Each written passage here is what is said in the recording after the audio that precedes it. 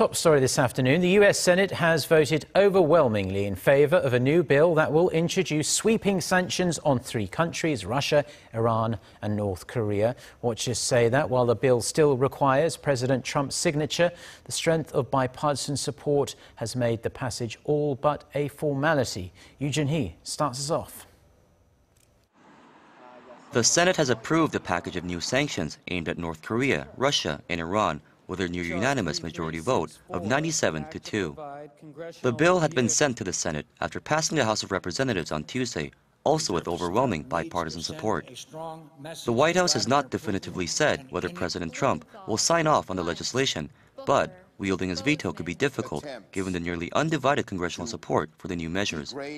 The bill would authorize sanctions on entities that provide North Korea with crude oil or employ guest workers from the country who often work in inhumane conditions and are denied access to basic wages and benefits. It also aims to tighten maritime controls, calling for seizures and port denials for vessels operated by Pyongyang that do not comply with UN Security Council resolutions.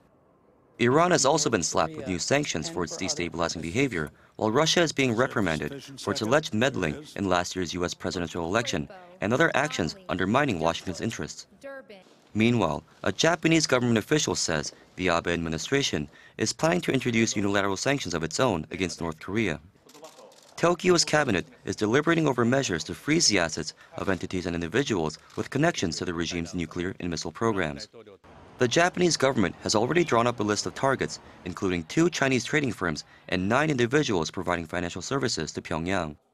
This reflects a growing sense of urgency by the regional powers in taking action against the regime after it stunned the world with its first ever test launch of an ICBM earlier this month. Joonhee, Arirang News.